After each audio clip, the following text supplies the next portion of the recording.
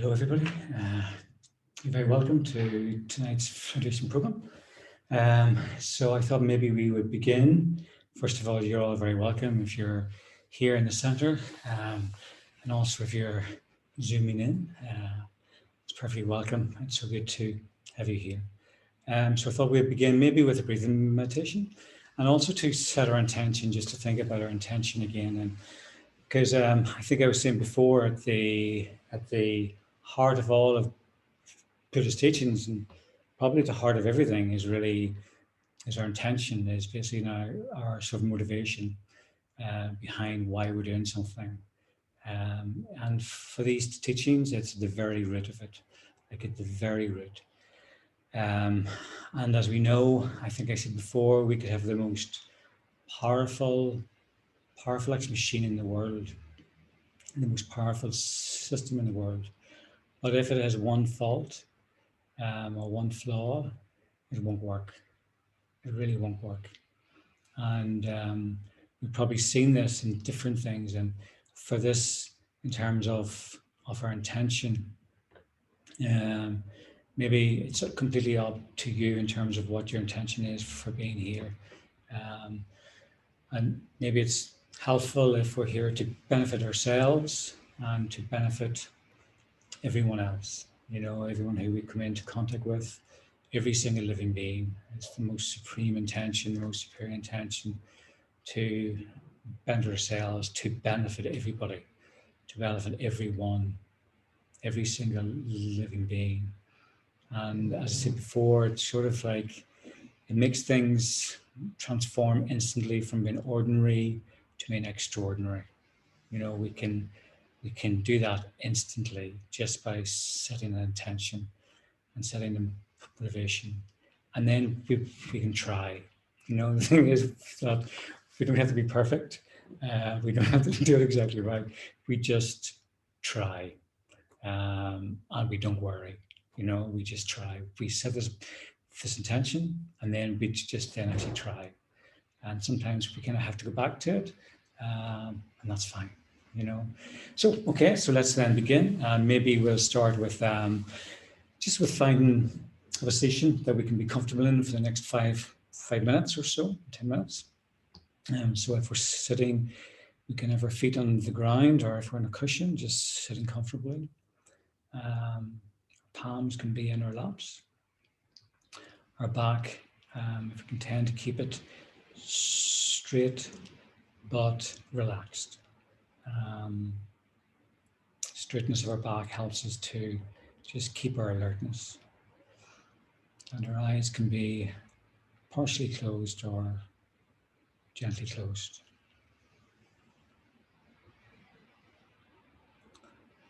And just begin to settle into experience.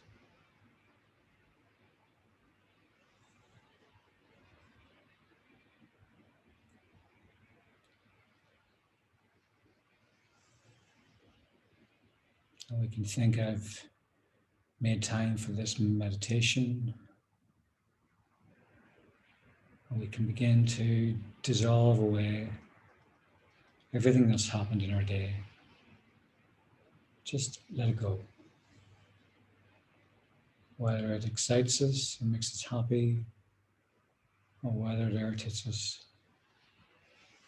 Either way, we just begin to develop a balanced mind.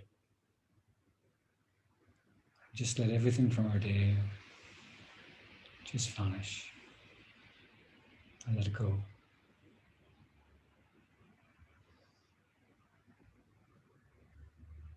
We can also think that we don't have to plan for our future. We don't have to problem solve. We can also let that go. And just be content with being.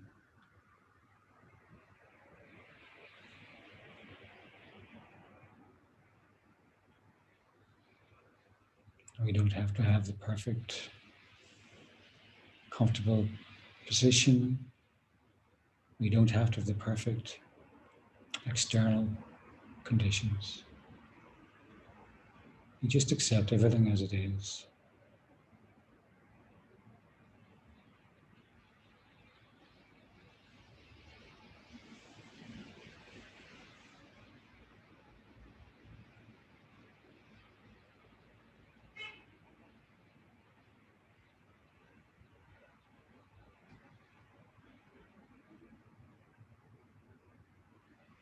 And then we can just gently bring our attention to our breathing, to the subtle sensation of air as we inhale and exhale through our nostrils.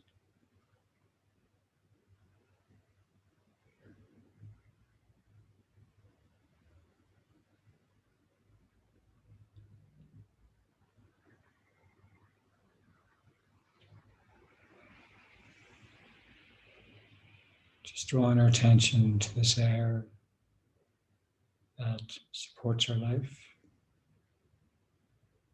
and that is so precious,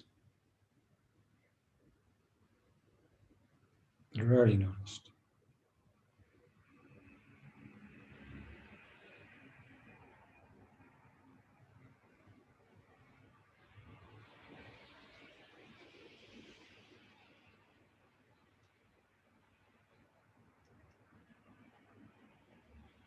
And we don't control our breathing. We just patiently wait for the inhalation and the exhalation of the air through our nostrils.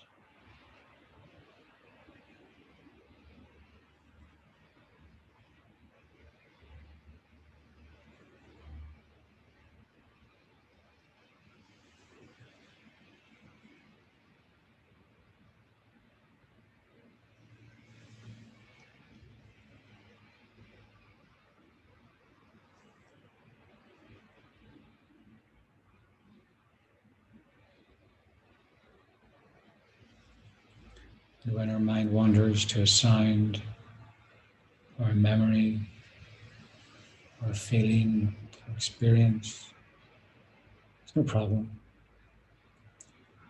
We just gently bring back our mindfulness to the breath.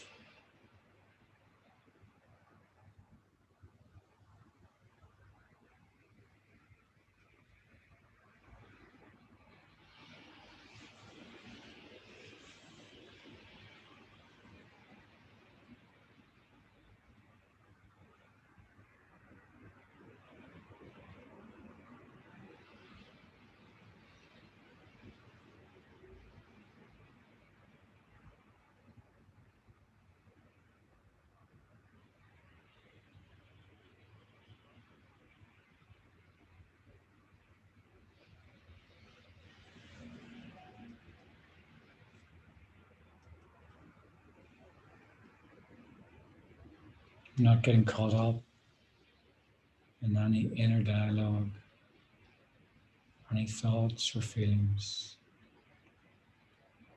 We just let them go. We enjoy not having to react to them or to respond to them.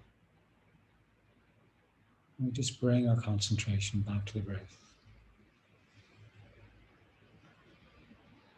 Slowly relaxing, pacifying, and soothing our mind.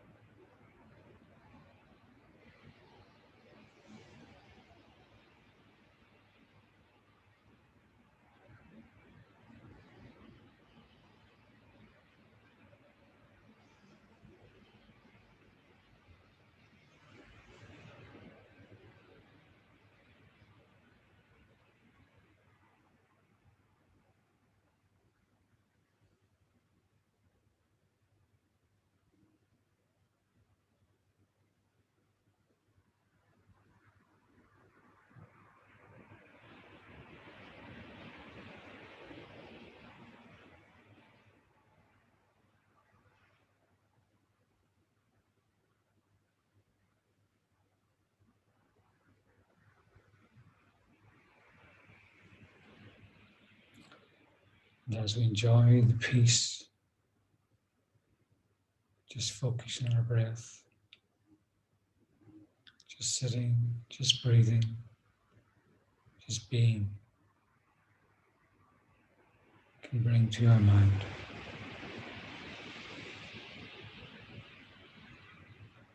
If we choose to, we can concentrate on the words of the liberating prayer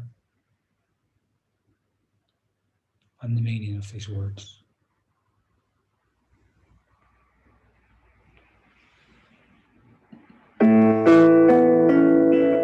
O Blessed One, Shakyamuni Buddha, precious treasury of compassion, bestower of supreme inner peace, you who love all beings without exception, are the source of happiness and goodness, and you guide us to a liberating path. Your body is a wish-fulfilling jewel. Your speech is supreme purifying nectar, and your mind is refuge for all living beings. With folded palms I turn to you, supreme unchanging friend. I request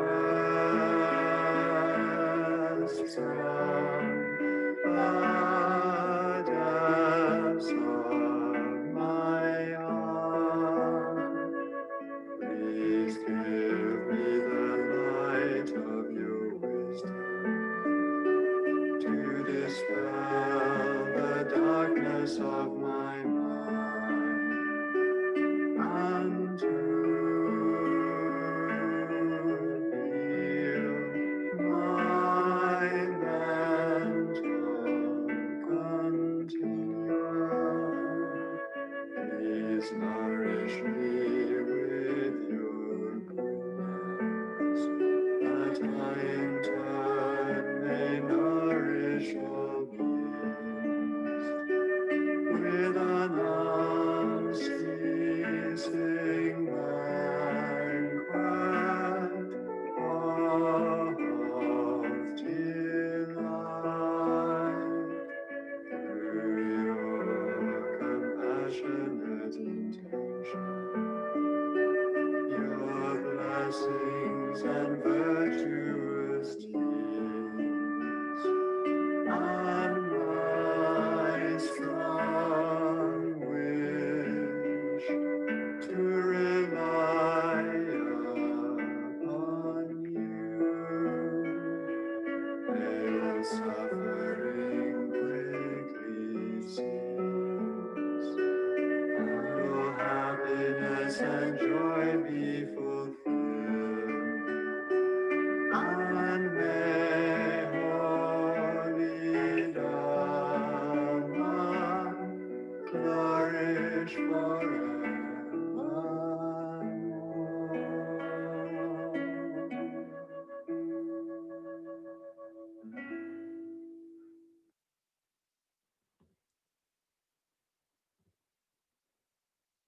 Maybe just for the last minute of our meditation,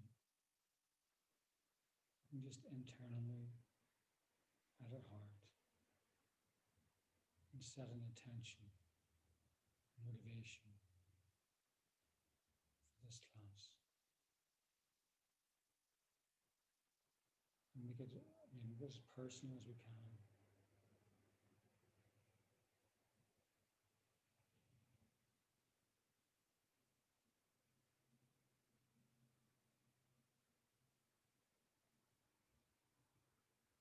choosing our own motivation,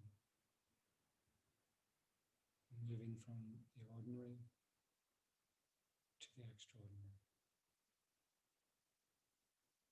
The extraordinary is only possible with motivation and intention that is extraordinary.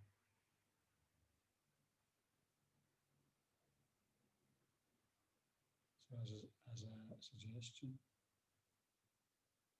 we can set an intention that we can benefit ourselves and benefit every other living being in our world.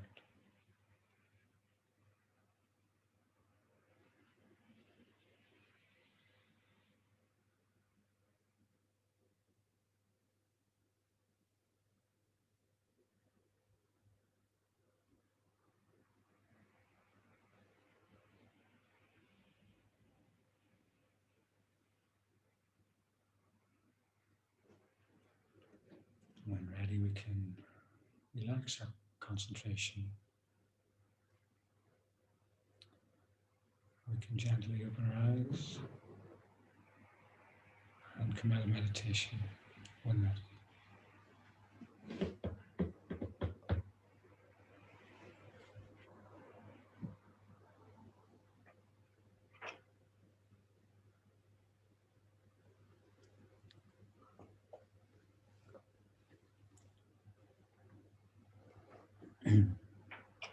So again, thank you very much for coming this evening, and for anyone who's new, who hasn't been to one of these classes before, the Joyful Path, this is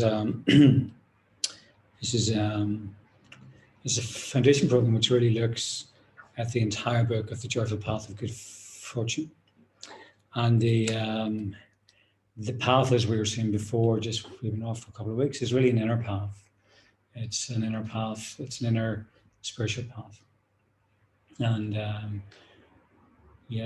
think the only qualification we need to do this really is to have that intention and to really try and work as hard as we can in terms of keeping our intention in terms of what we do as pure as we can, because a lot of what we read here and what we go through really, this is it's important. We're at the beginning and we're working our way through, and what we're looking at so far is really the instructions in terms of how do we reach enlightenment, the path to enlightenment, which is Lam Rim, which was written by a Tisha.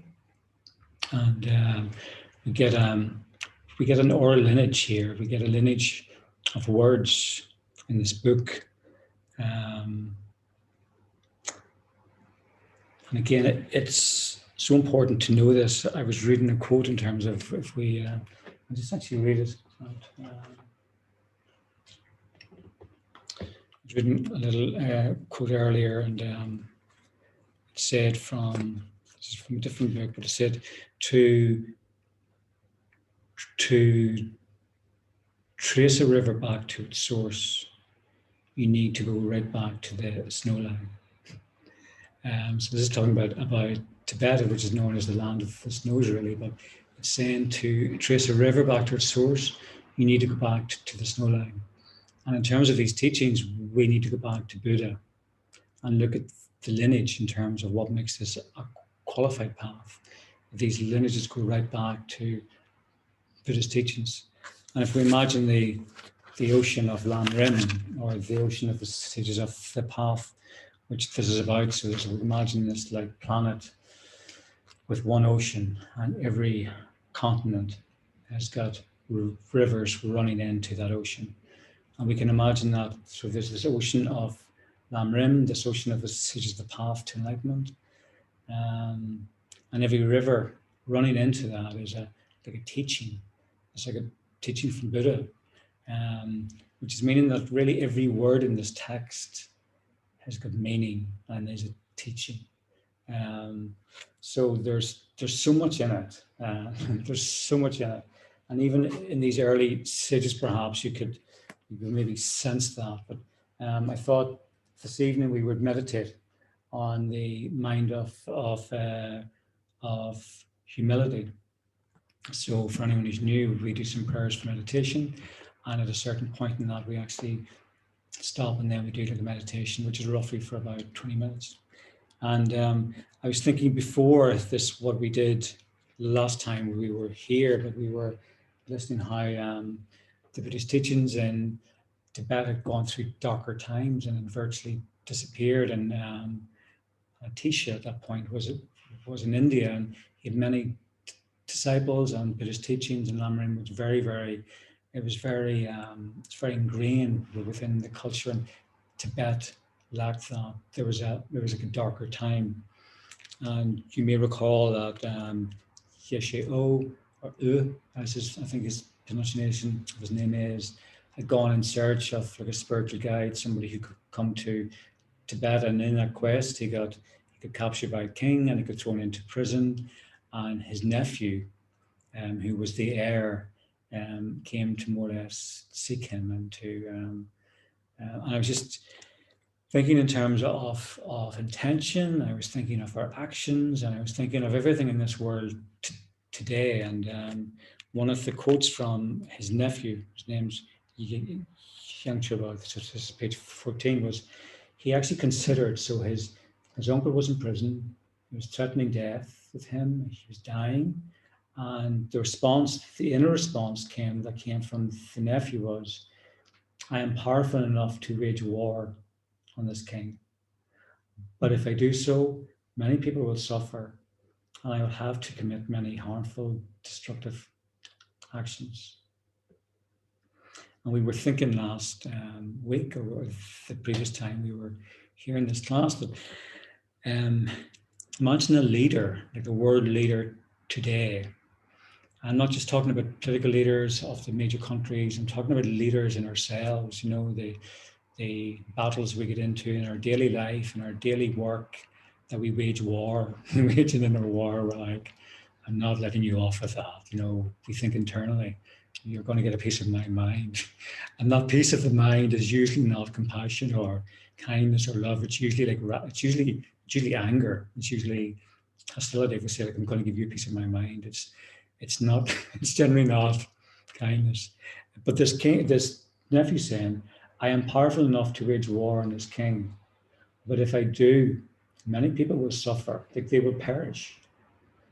And I will have to commit many harmful, destructive actions. So this nephew's also very aware of his own karma. You know, he doesn't want to be, if we believe in this, but he doesn't want to be, you know, create the karma to get born within actually lower realms. So he's thinking of the perishing of living beings, and he's thinking of his own karma, he's thinking of his own actions.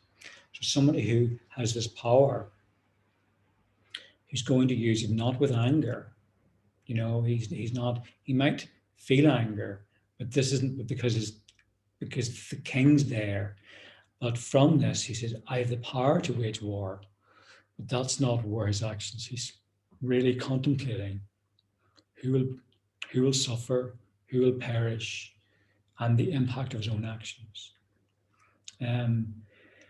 So it's an amazing mind. Like, it's something incredible. I think, you know, that we can imagine this, you know, we can imagine, like, even if we're thinking, oh, I couldn't do that. If I was in that position, I would do something different. But this is where the power of imagination really comes in strongly, where we imagine, we like exchange self with all, and we think, what is it like to have that mind? You know, this mind of this it's like the anti-war mind, you know, it's and even from our own personal viewpoint, where I don't retaliate, I don't get back at, I don't wage an inner war here. You know, I don't huff for 3 weeks or something, you know, I don't, whatever it is, I don't retaliate. I think of it in a different way. And we just can begin by imagining, what is that like? We can exchange self-knowledge. Remember, what is it like to have a mind like that?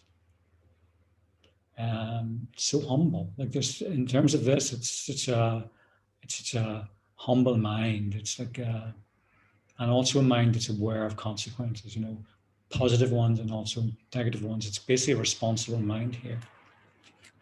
And then, so he goes to the prison and he sees his uncle, and his uncle's appearing weak. So his uncle's dying here. And he's talking through the prison bars, and he's thinking, I'll get the gold. He has to get his gold, and I'll get the gold. I'll do whatever it takes to not wage war. I'll do whatever it takes to get you out.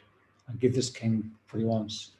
And Yeshua, who is the king, who is the uncle in this scenario,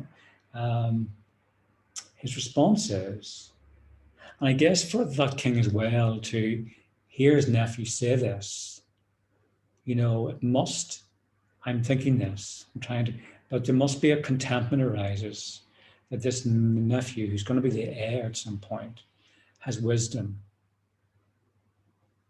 There's wisdom there, where he's not talking about waging war. He's contemplating over what's there, but there's a contentment there in terms of even hearing someone say that. This is wisdom, and for this uncle, for this king, there's almost a reassurance here. Actually, everything's okay. With this nephew's wisdom, this wisdom and this like humility, and his response is, "Please do not treat me as if it were important."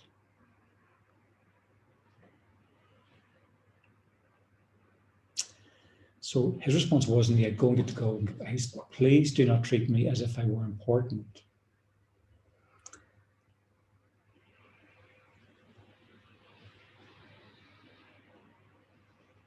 He's saying, don't be given the gold to the king, go and seek out the spiritual guide. So he knows at this point he's going to die. He's saying to the nephew, please do not treat me as if I'm important. And this is where I think, like this meaning of these words, like we can think, well, I can think, yeah. But if we've these ordinary minds where we're thinking, you know, yes, what's next? But what makes this, if we let these words like begin to just go a little bit deeper, you know, we begin to mix our mind with these words. Please do not treat me as if I were important, because in life we think we're important, you know. We think, in fact, we're the most important thing in life. Most people, the vast majority of people in this world, like the vast majority of people in this world, think they're the most important. This self is the most important self over all other selves. I'm the most important. And we mightn't say that out loud to ourselves, we think I'm most important. But if somebody says something to us, we're very easily get hurt. If we lose something or somebody doesn't like return something to us, you know, this self or this I, this sense of I is so sensitive. You know, it's like, give it back. Whereas it's so sensitive, it's like retaliates very, very quickly. It's like, I'm more important than you. And we think that about people. We think that about every other living being as well. We think that about animals. You know, I'm more important than this animal. Are we? You know, and it's just to ask the question, because in this society, and I speak for myself because I'm in this society, it's me first, then you. Maybe even constantly. But this is really saying you first, like you, the people of Tibet, then me. Even though I'm king, I've got this title, etc., etc., etc., I've got this power. It's like you first, then me. And these words, it's like every word's a bit like a river, you know, it's like running into the ocean off Lam Rim, you know. If we begin this isn't normal to every day. Like this isn't normal to our thinking every day. It's not how I normally think every day. I don't wake up in the morning and think, please do not treat me as if I'm important. I'm very much thinking, I'm pretty important. You know, I've got things to do, et cetera, et cetera, et cetera. So these minds are almost the opposite, but they're so soothing. They're like a vaccine just to try and be topical. I fail miserably, but they're like the vaccine to our ego, the vaccine to that self that thinks it's the most important thing out there. It's like the vaccine to our like delusions of greed, of hoarding, of being miserly, etc., etc. If it's you first, then me, I'm going to hoard, I'm going to give. So these minds, even this one mind, the ripple effect of this mind is absolutely enormous. It'll change our lives. And if it changes our lives, it'll change everyone else's life around us. Because it's like we're becoming, these are minds of integrity, becoming like people who are really sort of integral to internally and also externally. But anyway, I think I've maybe talked too much, but there was just to like begin to think of these words, because we could read these words and think, what's next? But these words like, I have the power to wage war, but I'm not. I'm going to think who will suffer and the impact of my actions. And from the other side of a king who actually hears this, it's like contentment. It's like, please do not consider me as important. Keep it. Go seek a spiritual guide. Go seek a teacher. It's not like let me out and out. It's very different. It's so different. And this isn't suggesting that we give our lives, that we do this. But actually, if we look around the world, people do this. There are instances where people are being attacked and somebody goes over, somebody's waving like this, a machete, and somebody walks into that, knowing maybe he or she's just going to work or passing by, and they see an incident and they walk over and try and pacify it, knowing there's a chance I might lose my life. But they're not thinking me first, then you at that point. They're thinking that those other people first. So we have these minds, we have these incredible minds that are just ready to germinate, ready to actually materialize. And again, this isn't suggesting that we go out and get ourselves killed at all, but we just begin to think a little bit of like, maybe I'm not so important as I think. There are countless living beings. I am one of countless living beings, just one. Why would I consider myself the most important? Why would I consider myself as important? Just incredibly beautiful minds, like really. And we can just begin to like exchange self with others in this meditation, which you get in terms of what does that feel like?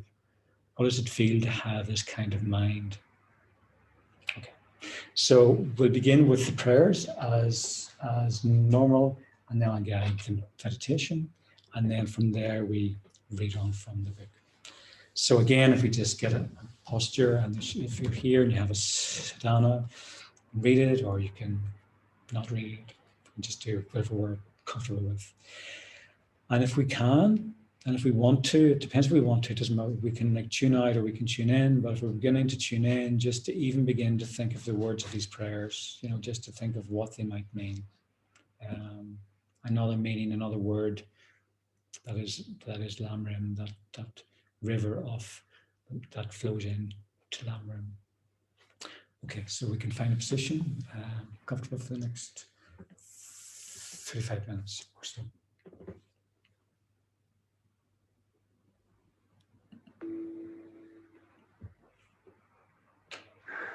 May the whole ground become completely pure, as level as the palm of a hand, and as smooth as lapis lazuli.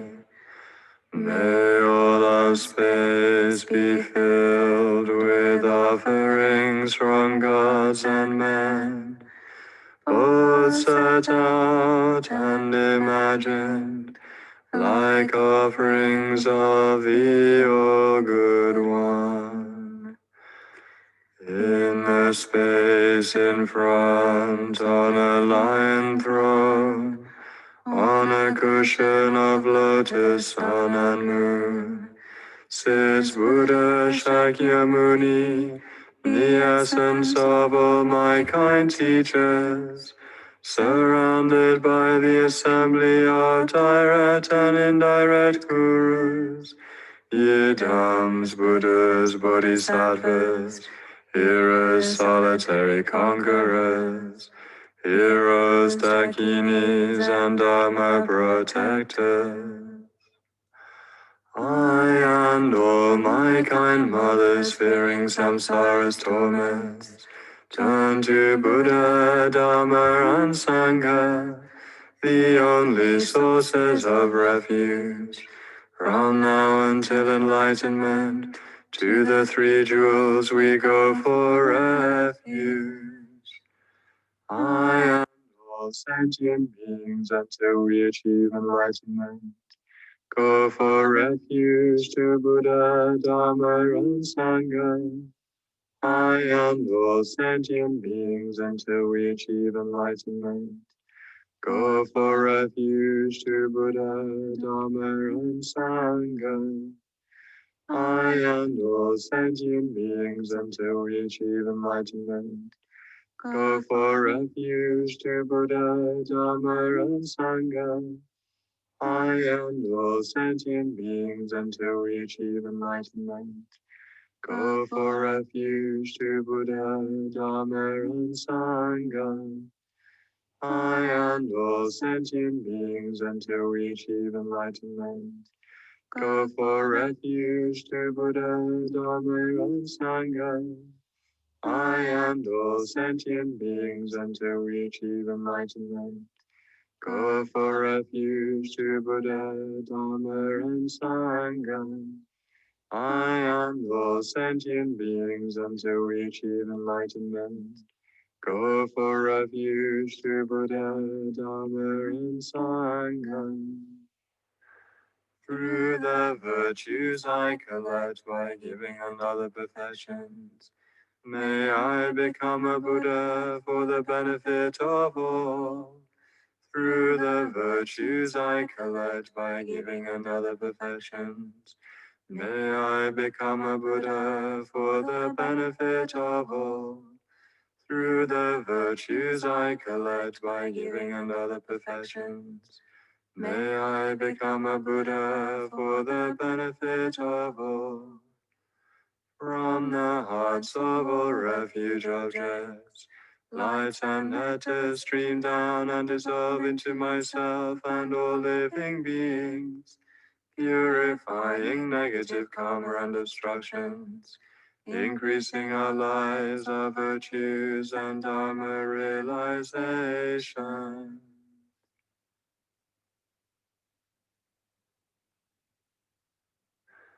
May everyone be happy. May everyone be free from misery. May no one ever be separated from their happiness. May everyone have equanimity, free from hatred and attachment. You, protector of all beings, great destroyer of hosts of demons, please, O Blessed One, Lord of all, come to this place with your retinue. With my body, speech, and mind, humbly I prostrate, and make offerings both set out and imagined. I confess my wrong deeds from all time, and rejoice in the virtues of all. Please stay until samsara ceases, and turn the wheel of Dharma for us. I dedicate all virtues to great enlightenment. The ground sprinkled with perfume and spread with flowers, the great mountain for land, sun, and moon, seen as a Buddha land and offered thus. May all beings enjoy such pure lands. I offer without any sense of loss the objects that give rise to my attachment, hatred, and confusion, my friends, enemies, and strangers, our bodies and enjoyments. Please accept these and bless me to be released directly from the three poisons. Idam Guru ekam niryatayami. So now, my most kind root Guru, please sit on the lotus and moon on my crown, and grant me out of your great kindness your body, speech, and mind's attainments. I make request to you, Buddha Shakyamuni, whose body comes from countless virtues, whose speech fulfills the hopes of mortals, whose mind sees clearly all existence. I make request to you, Gurus of the lineage of extensive deeds, Venerable Maitreya, noble Sangha Vasubandhu, and all the other precious teachers who have revealed the path of vastness. I make request to you, Gurus of the lineage of profound view, Venerable Manjushri, Nagarjuna, Chandrakirti, and all the other precious teachers who have revealed the most profound path.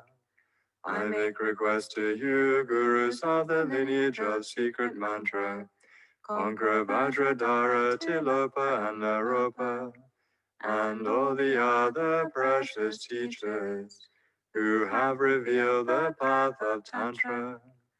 I make request to you, Gurus of the old Kadam lineage, the second Buddha, Tisha, Drum, Tomba, Geshe, Potawa, and all the other precious teachers who have revealed the union of vast and profound paths. I make request to you, Gurus of the new Kadam lineage, Venerable Tsongkhapa, Jampa, Gyatso, Kedrukche, and all the other precious teachers who have revealed the union of Sutra and Tantra. I make request to you, Venerable Kelsang Gyatso, protector of a vast ocean of living beings, unequal teacher of the paths to liberation and enlightenment, who accomplish and explain everything that was revealed by the fourth deliverer of this fortunate eon. I make request to you, my kind precious teacher, who care for those with uncontrolled minds, untamed by all the previous Buddhas, as if they were fortunate disciples. Please pour down your inspiring blessings upon myself and all my mothers, so that we may quickly stop all perverse minds, from disrespect for our kind teacher, to the most subtle jewel appearance. Please pour down your inspiring blessings, so that we may quickly generate pure minds, from respect for our kind teacher, to the supreme mind of union. Please pour down your inspiring blessings, to pacify all outer and inner obstructions. Please pour down your inspiring blessings upon myself and all my mothers, so that we may quickly stop all perverse minds, from disrespect for our kind teacher, to the most subtle jewel appearance. Please pour down your inspiring blessings, so that we may quickly generate pure minds, from respect for our kind teacher, to the supreme mind of union. Please pour down your inspiring blessings, to pacify all outer and inner obstructions. Please pour down your inspiring blessings upon myself and all my mothers, so that we may quickly stop all perverse minds, from disrespect for our kind teacher, to the most subtle jewel appearance. Please pour down your inspiring blessings, so that we may quickly generate pure minds, from respect for our kind teacher, to the supreme mind of union. Please pour down your inspiring blessings, to pacify all outer and inner obstructions. From the hearts of all the holy beings, streams of light and nectar flow down, granting blessings and purifying.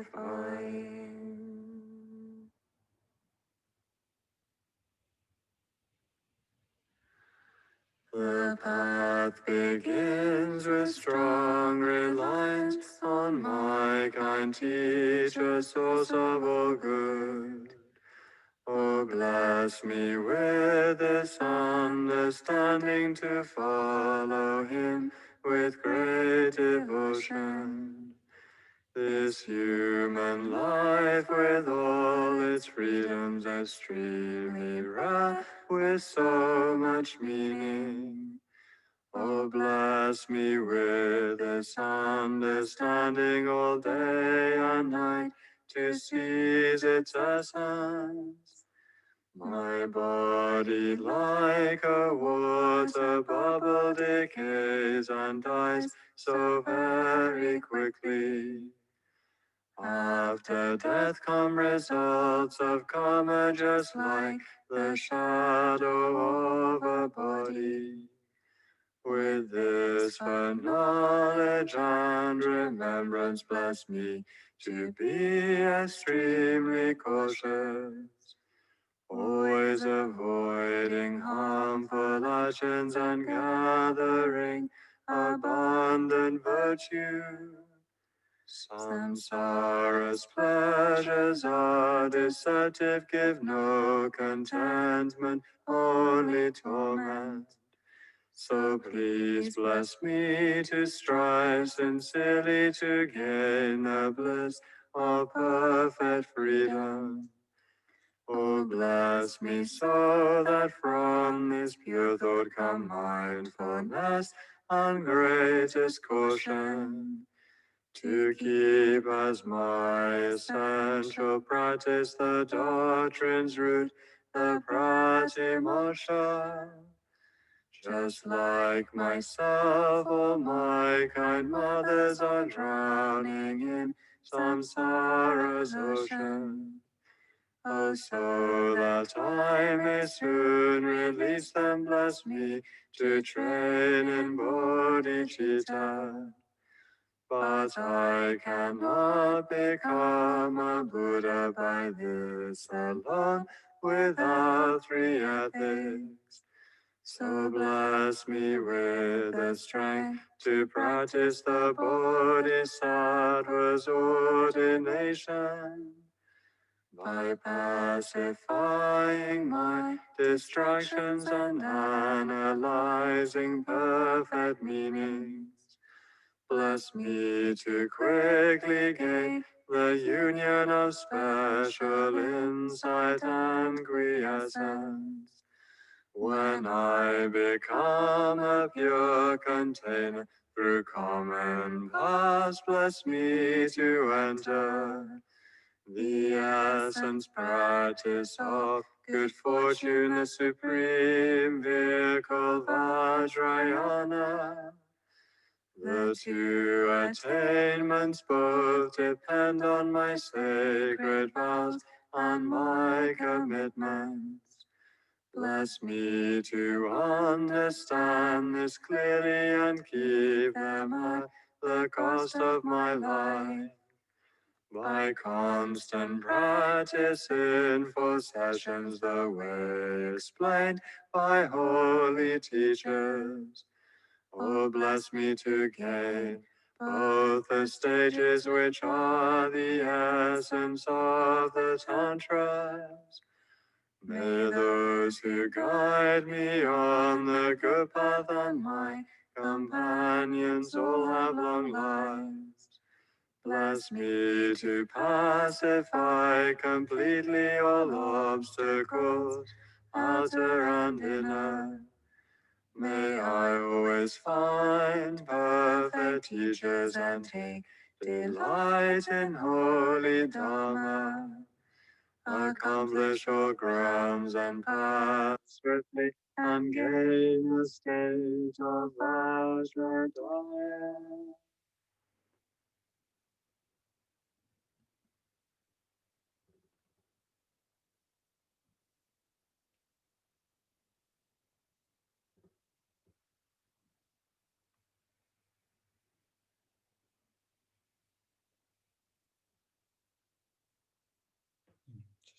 few moments just to bathe in the blessings of the Guru at our heart.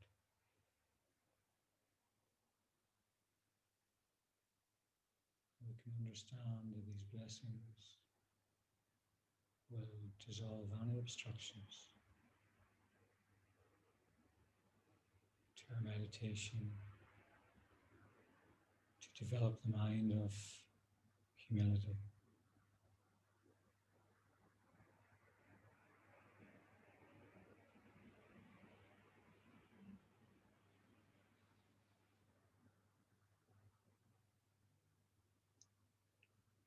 We can begin by using the power of our imagination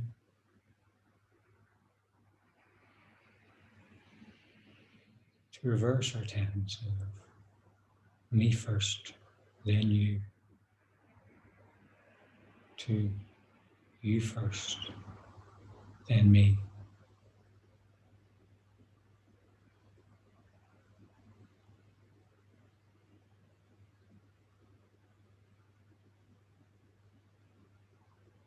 To begin to develop the mind that I am not the most important person, the most important living being. I am the least important. And to do that, we can use our imagination to imagine the mind and mix with the mind. And that contemplates. I am powerful enough to wage war on this king. But if I do, so many people will suffer. And I will have to commit very many harmful, destructive actions.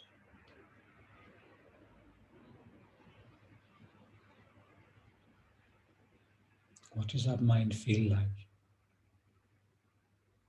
It has the power to create war, but does not want to create suffering. Does not want to create negative karma.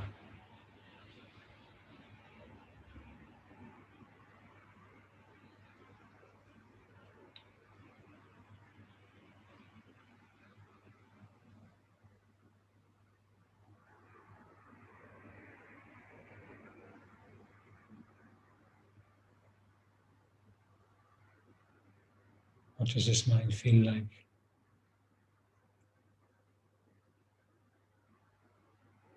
That doesn't react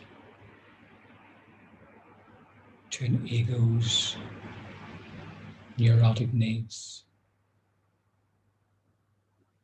but contemplates what will benefit living beings.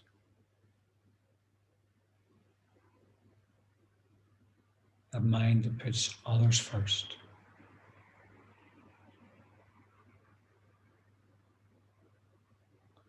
We can imagine we exchange self with other. Exchange self with this nephew. With a mind that does not want to create suffering.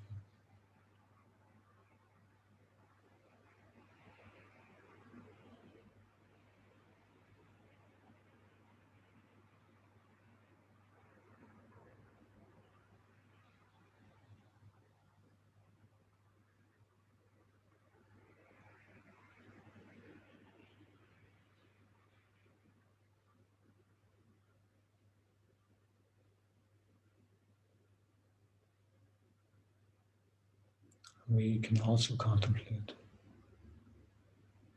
the response of the king, who knew that he would die in prison, who had the option of release,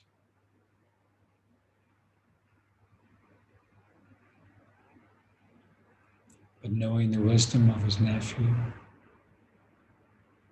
his response Please do not treat me as if I were important.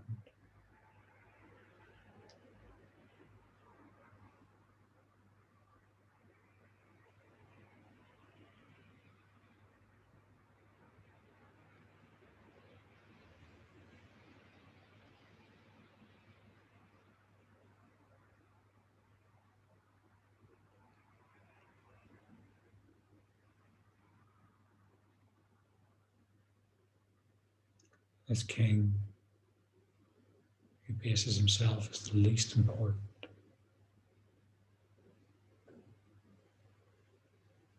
who is prepared to die for the benefit of others.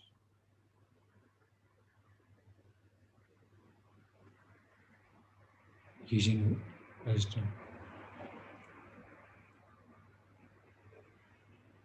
What does that mind feel like? What kind of mind puts all others before themselves?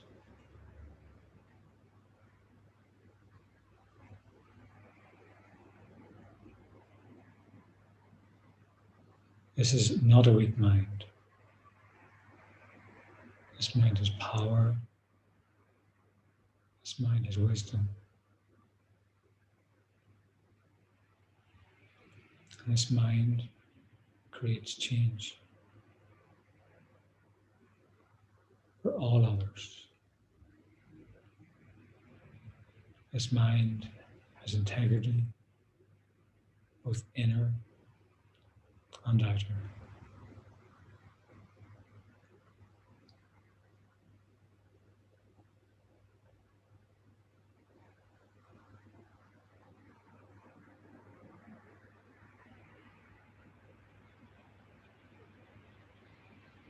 And then we can contemplate ourselves.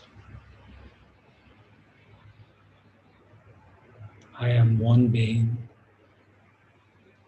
countless other living beings.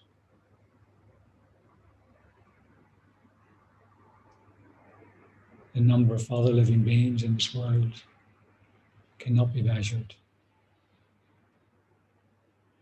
They are countless.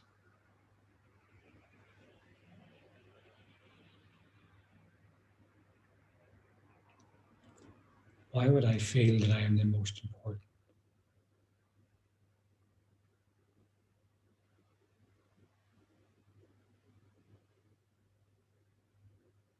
And how would a mind like this, a mind that thinks they are the most important,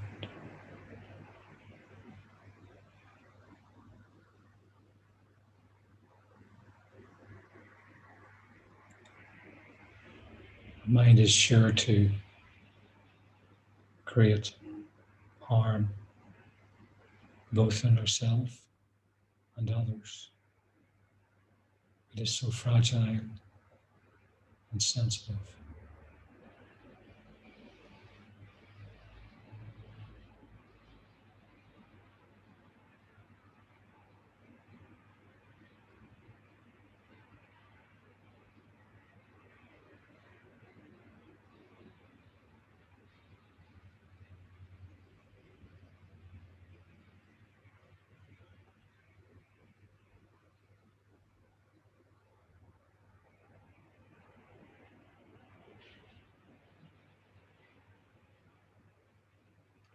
And we can reverse this simply by thinking that all other living beings are more important than us, or at least equally important.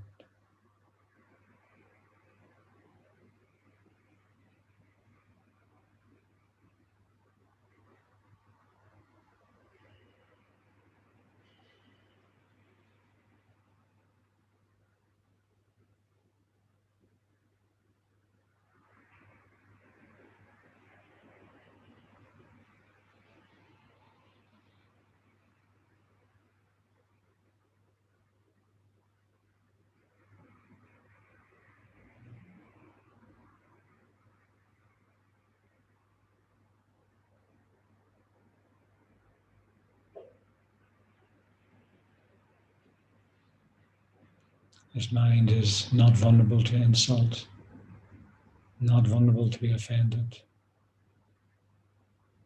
This is a strong, compassionate mind.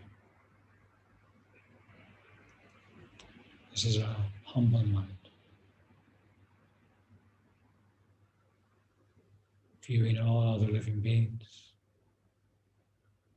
as either equally important or more important than ourselves.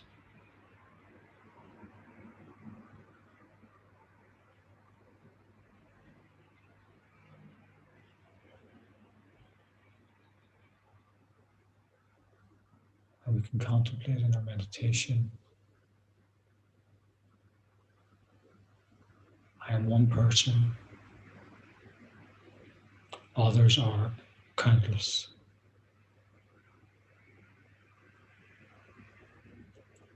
Why would this one person be more important than countless other living beings?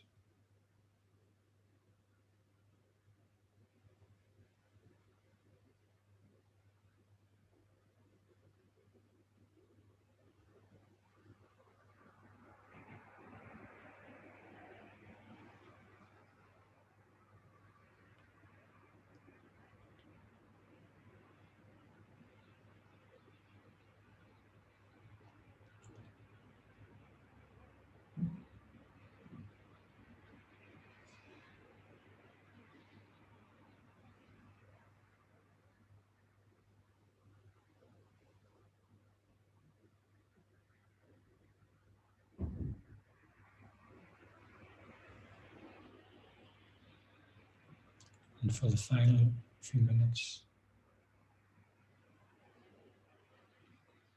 and if the feeling arises, we can just focus with single pointed concentration.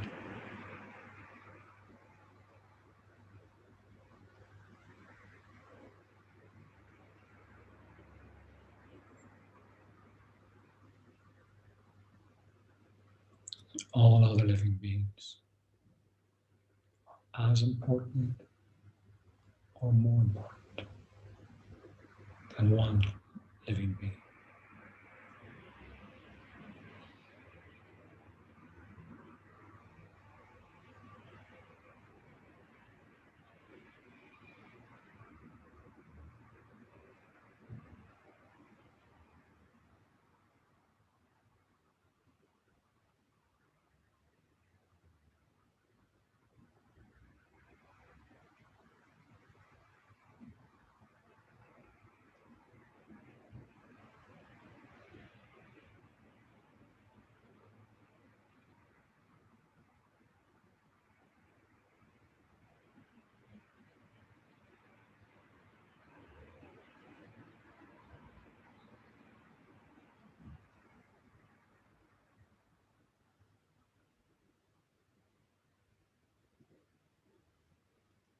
And when ready, we can relax our concentration. We can slowly arise from meditation.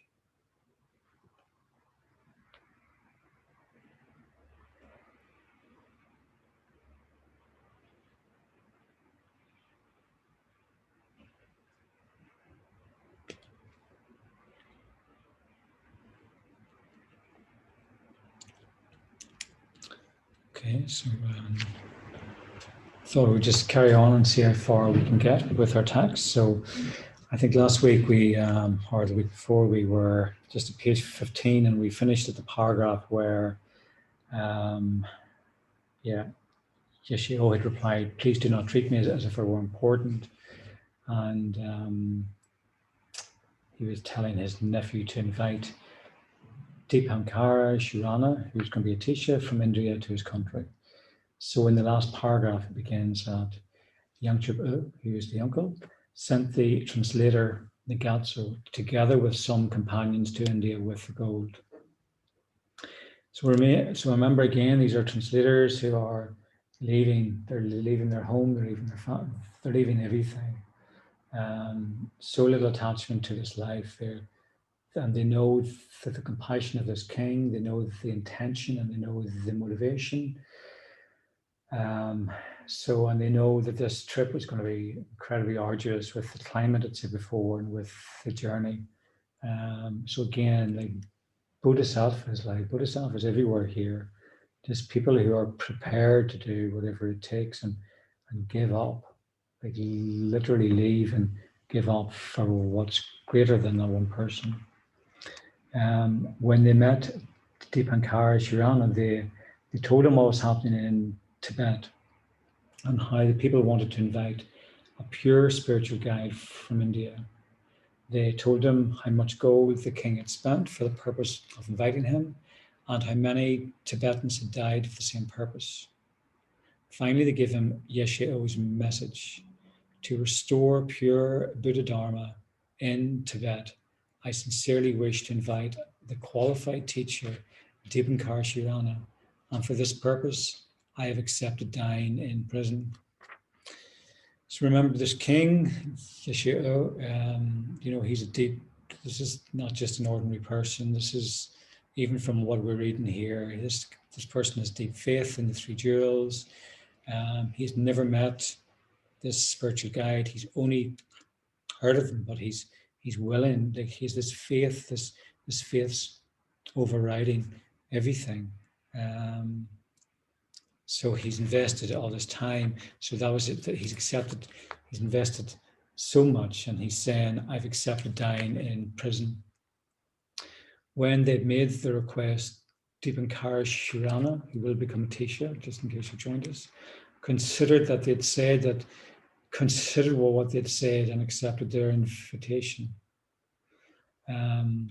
So he's purely aware of his Bodhisattva, of the compassion, of how much this king has given for this. This is like, it's almost a no-brainer. And it's not gold, it's not driven by gold. This isn't a gold thing. I think in another book, it isn't about gold. This is about, he sees what's there, he sees what's coming from this king's heart. And these translators have gone to tell him this message. So, and the word pure has come up just in this one paragraph twice, of pure Dharma and a pure spiritual guide. And there's such purity in all of this. This is without self-interest completely. This is without worldly concern. This is like spiritual concern. This is for future lives. This is for, so this is, Dipankara accepts the invitation. And although he had many disciples in India and was working very hard there for the sake of Dharma, he knew that there was no pure Dharma in Tibet. He also received a prediction from Avatara that if he would go to Tibet, he would benefit countless living beings. Compassion arose in his heart when he thought how many Tibetans died in India. And he was especially moved by the sacrifice of Yeshe-O. So we might think that he was receiving predictions, and we'd said before about a teacher growing up and being born into like a royal family. And it's just worth considering in terms of this word pure. You know, if our heart's pure, if that intention is driving everything we do, there's like a pure intention there, I'm going to benefit all other living beings. Benefit myself too, but I'm going to benefit myself. I'm going to benefit I'm going to benefit myself so I can benefit all other living beings. It's not just I can benefit myself so I can have a good life and a good time, but it's so I can benefit all other living beings. And I mean, that's what people do at times. They learn skills so that they can benefit. Like in these sort of modern times, people learn things so they can benefit other people. You know, there's training departments all over the place, training people wanting to benefit. But with this intention, this pure intention, to benefit all other living beings, and those minds of like compassion, of humility, of love, of kindness, just driven by that. And we know this from our life. If our family, if we look back in memories and think, oh, that family memory maybe isn't with us, but they were pure love. or they were pure compassion, or maybe there was I remember growing up different, but I remember there was a priest. Even now, I think I didn't really know him very well, but I thought that's a holy man. There's something very holy about him. I didn't understand what that meant. So it doesn't have to be from a particular tradition, but I thought that's a very special man. Even as a young person growing up, who didn't, there was something you just sensed. There's something incredibly special with this person. He's got, when you kind of actually listen to him, and you couldn't understand why. But there was something, and it was compassion. It was that love that was coming heaped from a reservoir, a deepness there of non-concern for himself. It was for other people. So it resonates. It resonates, even if we don't know what it is, we can't label it. We're like, what is it about this person? We kind of can sense it.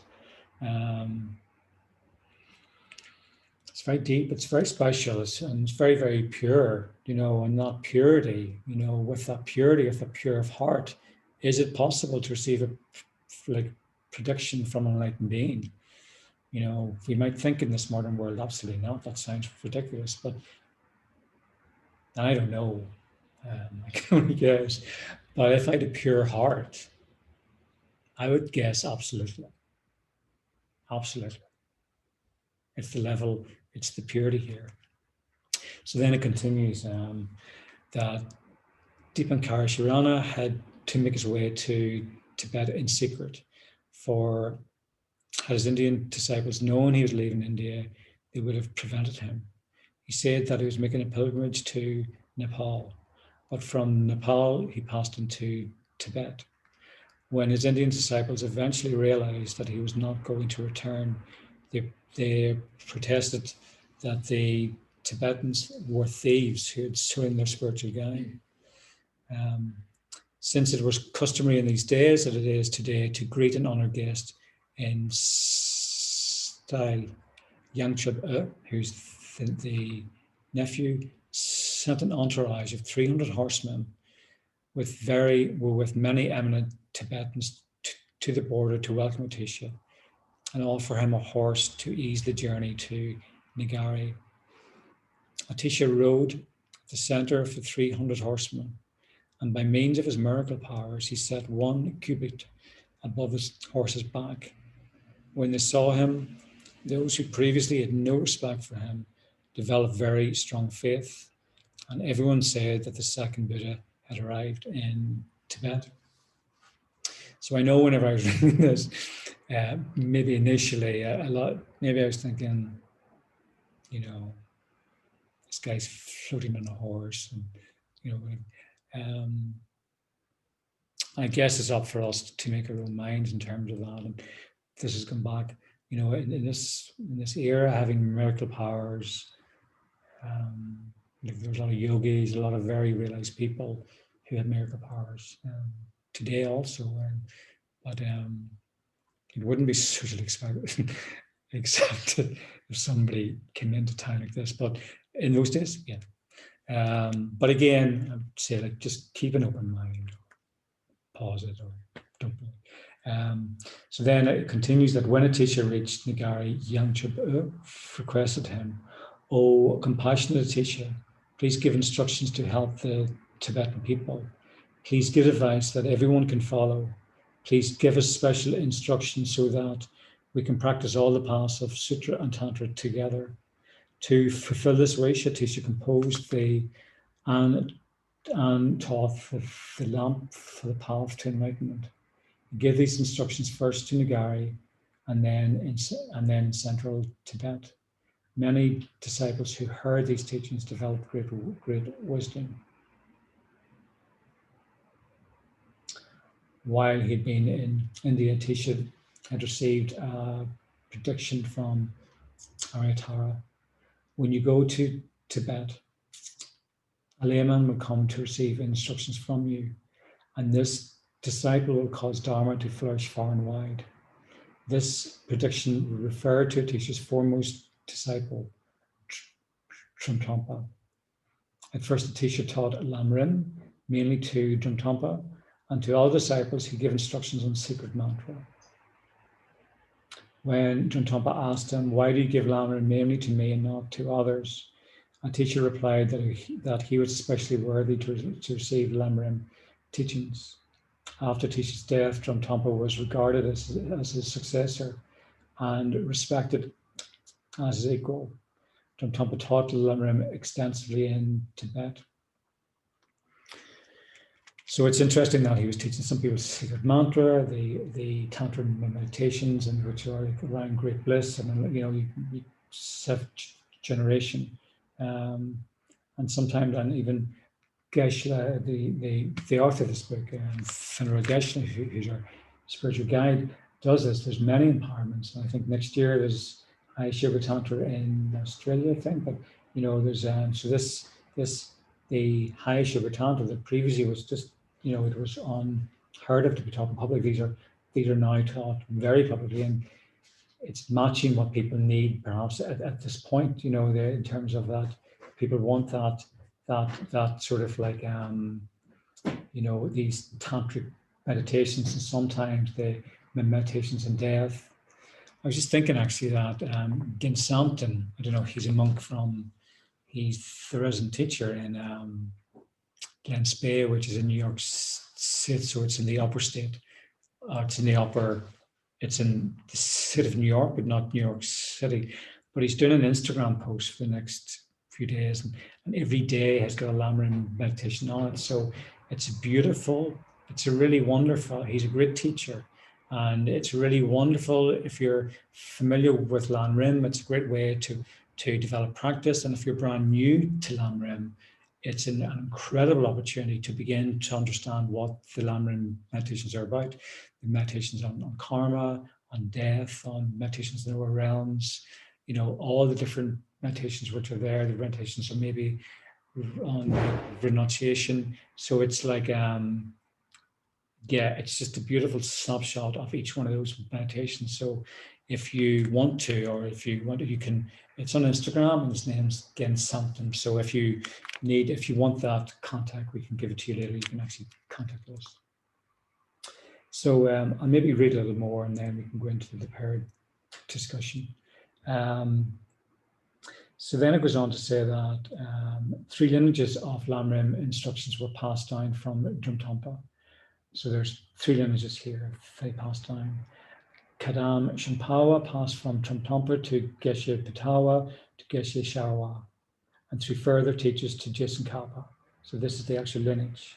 Kadam Lamrimpa passed from Ajahn Thampa to Geshe Gampawa to Geshe Nusurpa, and 3 further teachers to Jason Kappa. And Kadam Mangalpa passed from Ajahn Thampa to Geshe Jingawa to Geshe Jalwa, and 3 further teachings to Jason Kappa. Up to the time of Jason Kappa, these three lineages are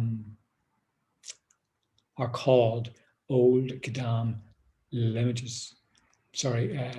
Lineages.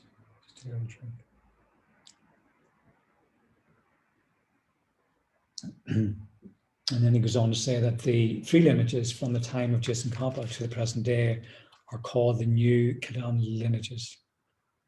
All 3 are still practiced today. Practitioners of the 3 schools are differentiated in terms of the extent of their philosophical studies. Kadam Shampawas study very extensively. Kadam Lamrimpas study less extensively. And Kadam Mangalpas study least extensively. However, they all have the Kadam Lamrim as their main practice, and integrate all their philosophical studies into the practice of Lamrim.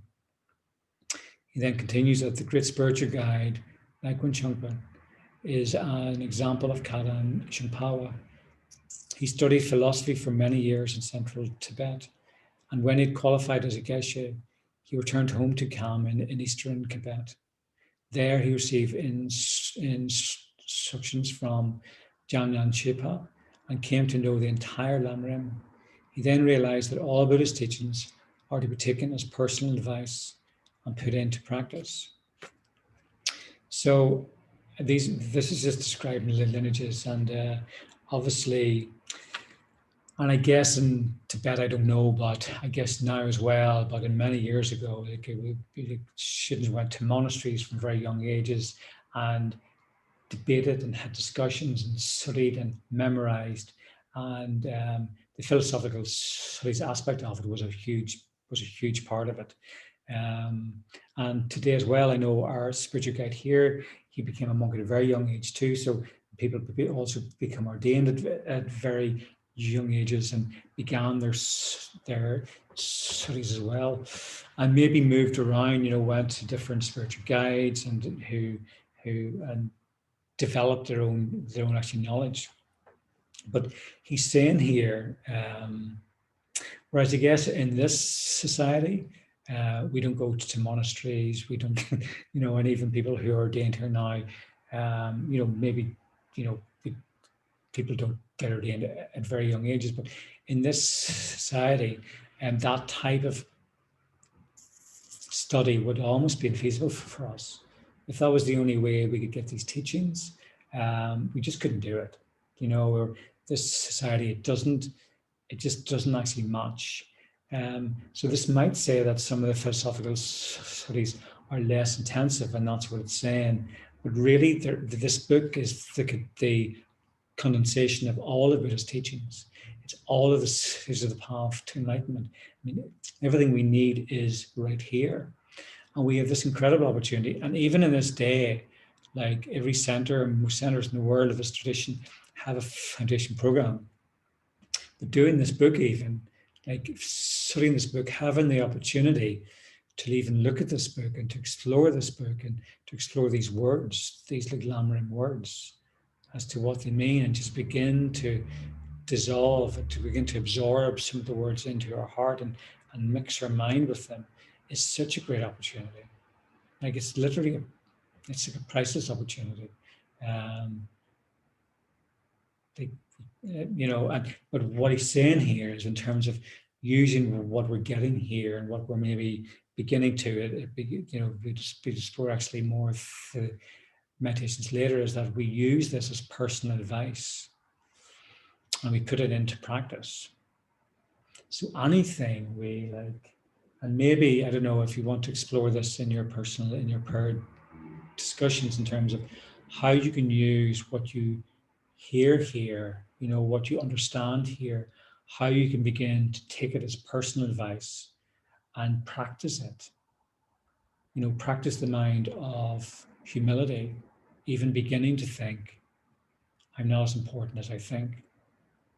Even beyond, we don't even have to think like I'm not important at all, but maybe we can begin to contemplate, am I as important as I think?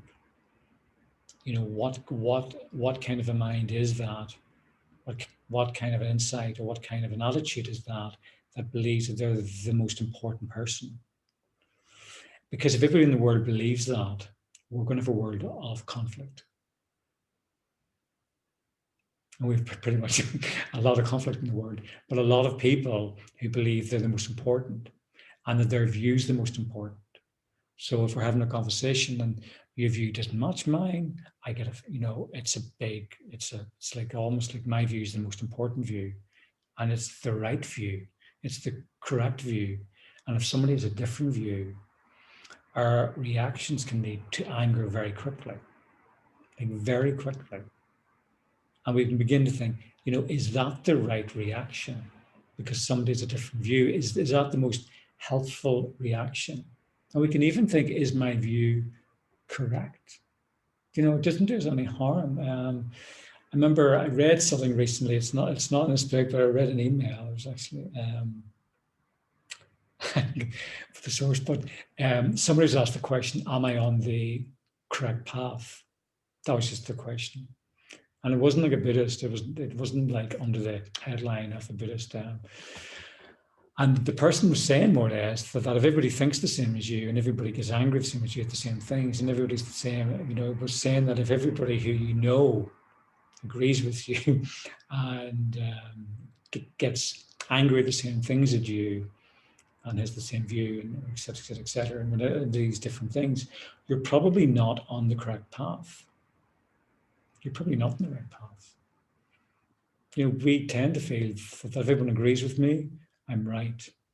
But there's something about, like, I don't know where that the message was coming from, that we can go with kind of a herd, we can kind of go with that kind of attitude of, well, everyone agrees with this, but we can begin to ask, is this accurate? Is this actually right? We can kind of create our own path in the way, that path where we're open to at least hearing other people's views without getting angry at them.